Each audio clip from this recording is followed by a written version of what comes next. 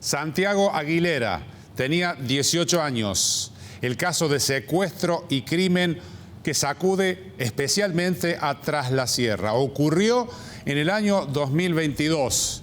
Y el último dato que ha reactualizado este caso fue el hallazgo hace algunos días del documento, de la tarjeta de documento de este joven que tenía 18 años en la zona cercana a donde vivía y donde aparentemente habría tenido lugar este secuestro extorsivo que terminó con tortura y muerte de este joven. Aquí algunos datos para reactualizar este caso.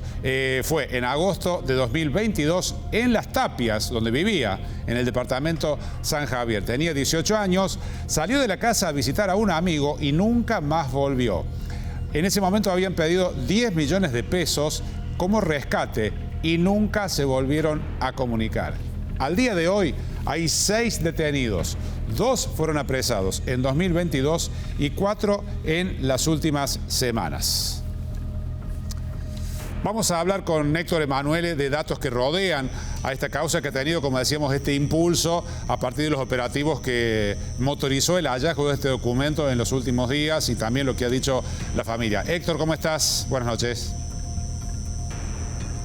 Hola Gerardo, buenas noches. 2 años y casi 4 meses ya, sí, sin saber quién y por qué, sobre todo, mataron de una manera cruel, porque no le pegaron ni siquiera un tiro, sino que lo mataron a golpes, a Santiago Aguilera, un joven de 18 años que había recibido la donación de un riñón por parte de su madre, no podía estar muchas horas sin medicación, eso hizo que se acelerara la investigación en su momento. Esto ocurrió el martes 17 de agosto del 2022. Al otro día, miércoles 18, el fiscal Enrique Senestrari, recordemos esto, es un fiscal federal y tiene actuación la justicia federal porque se trata de un secuestro extorsivo, es un delito federal. En Tras la Sierra, una zona muy tranquila en la localidad de Las Tapias, ahí en Chuchiras, se llama el paraje, no ocurre nunca una cosa como esta. Había un despliegue realmente inusitado, pero según la familia, el propio fiscal desde que llegó a Tras la Sierra les dijo que era una travesura de chicos, que el propio fiscal nunca creyó que se tratase de un secuestro extorsivo como lo decía ese mensaje de WhatsApp en donde estaban pidiendo una suma millonaria a primera hora de la mañana al teléfono de la madre de la víctima. Al otro día, el 18, detuvieron a Walter Gil. Walter Gil era empleado de la ferretería del Corralón del papá de la víctima y compañero de la víctima en la ferretería. Bueno, la investigación quedó ahí, porque no lo indagaron ese mismo día al detenido, sino que pospusieron todo 5 días más. Y esto, para el padre de la víctima, fue clave, porque a Santiago lo mataron a golpes 2 días después.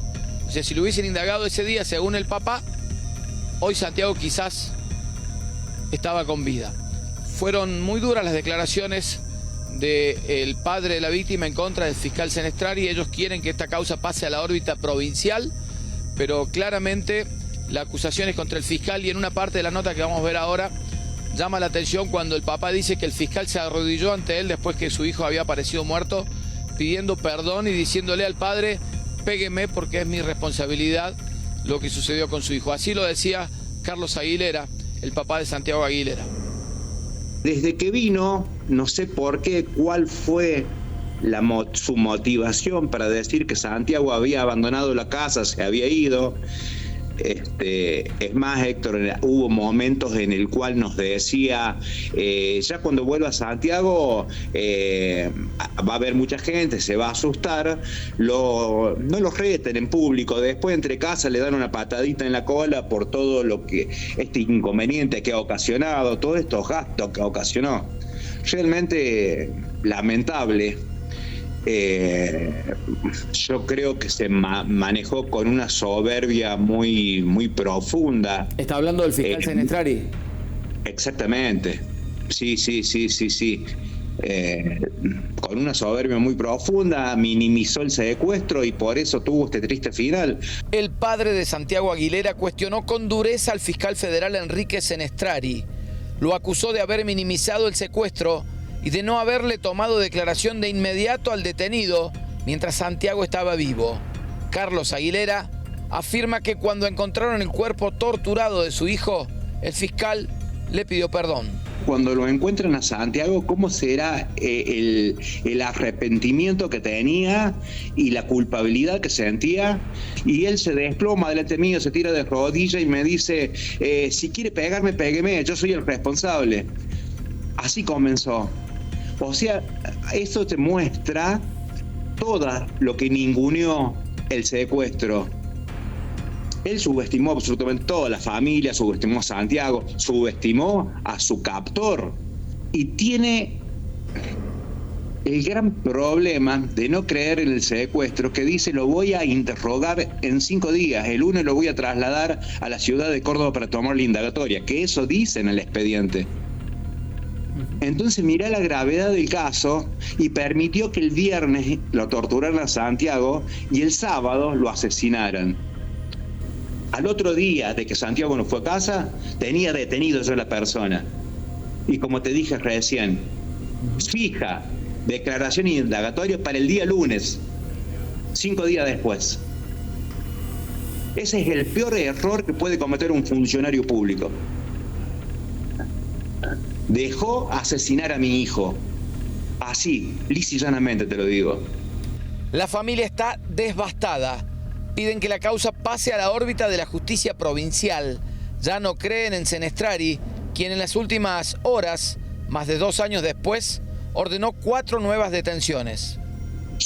Ahora se ha movilizado la causa, han detenido 4 personas, que yo no sé si están bien detenidas, si están mal detenidas, no tenemos contacto con el fiscal, pero mira qué barbaridad.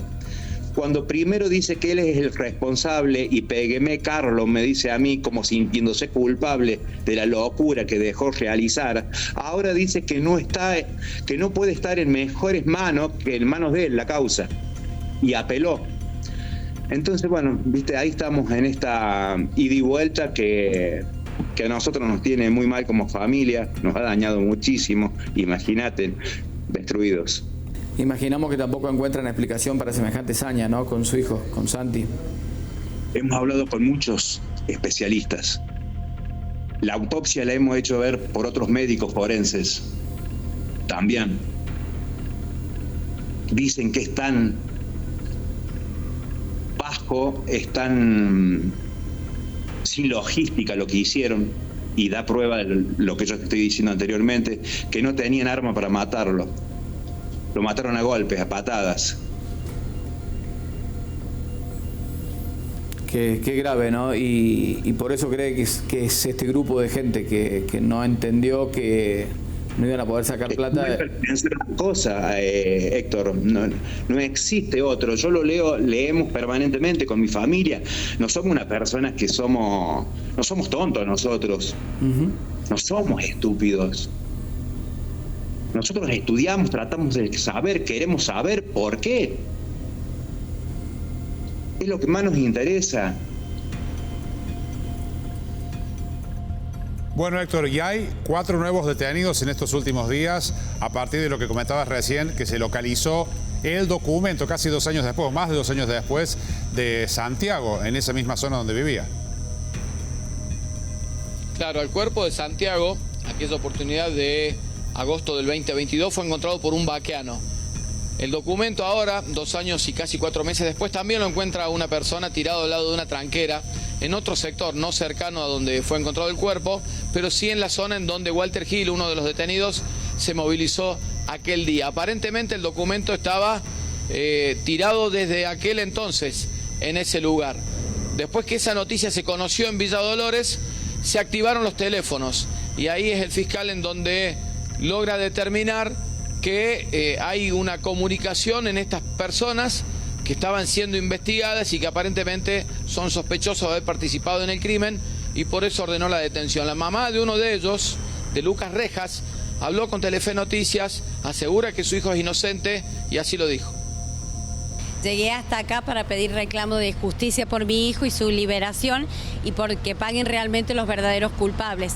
Así como está mi hijo, hay otros 4 chicos más que están en la misma situación por el apuro de la causa, que no se procedió en su momento, no se presentó pruebas y bueno, por el tema que corren los tiempos, la causa se cierra y bueno, han decidido tomar esta decisión de capturar, digamos así, a personas inocentes y presentar como que ellos son culpables sin tener pruebas, ¿sí? El fiscal Senestrari dice que hay prueba abundante entre esas cosas, que por ejemplo el teléfono de su hijo se conectaba directamente en el wifi de la casa de quien está. Te corrijo que mi hijo en ese momento no tiene celular y está asentado en la declaración que él en ese momento tenía su celular roto. Así que es imposible que haya alguna conexión, digamos, inalámbrica o de alguna antena con respecto al culpable, ¿sí? ¿Qué relación tenía su hijo con quien hoy está imputado? Bien, la relación solamente que tenía de mi hijo es de haber sido conocido y figurar en el teléfono su número de contacto nada más. Que ya hacía un par de días, meses prácticamente, que él se había alejado de él porque mi hijo había formado pareja, entonces ya directamente no salía. Pasaba gran tiempo de trabajo a estar con la novia directamente. E inclusive en ese tiempo mi hijo vivía en la casa de mi novia, de la novia de él. ¿Qué relación tenía con Aguilera?